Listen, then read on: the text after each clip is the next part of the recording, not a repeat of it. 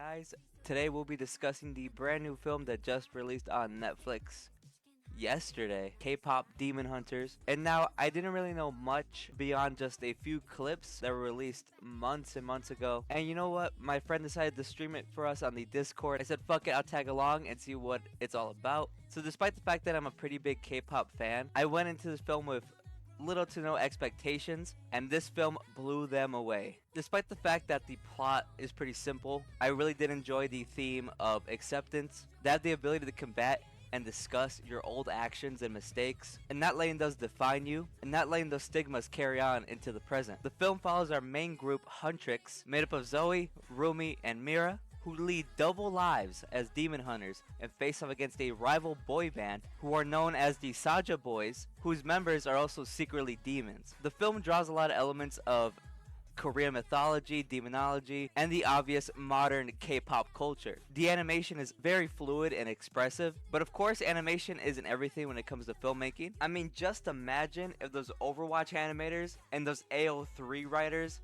linked up. What the fuck would that look like? And I think in this film the writing holds up and carries itself too. There's a lot of funny gags in this film. The character writing is really good, despite the fact that you're thrown right into the middle of this entire situation. You get a good sense of who each girl is, their personality, and their dynamic within the group, and what happens later on in the film with one of the boy band members, Jinyu, and how his dynamic kind of plays into the whole growth of not only one of our main characters, but the entire group.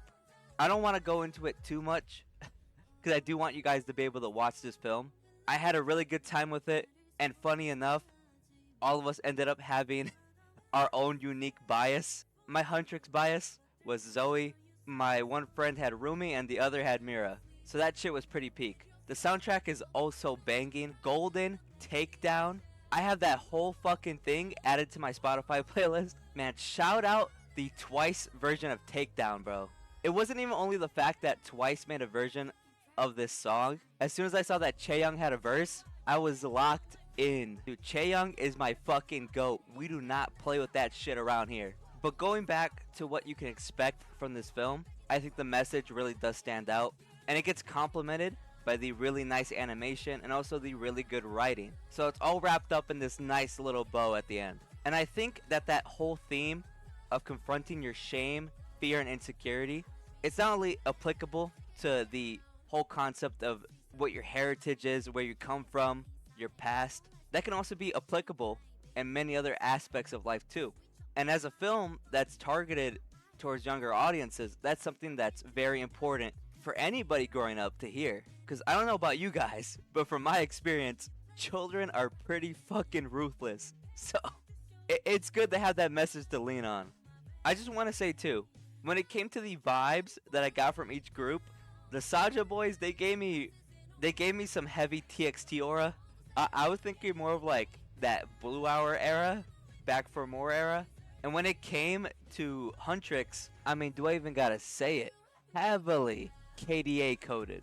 A concept that my friend pitched to me and my other friend after we were done watching this was like, if they ever did decide to make a series out of this, if they were to make another opposing group, and if that opposing group was another girl group, and I agree with my friend on this take, I think that that group should be based or at least inspired by something like XG.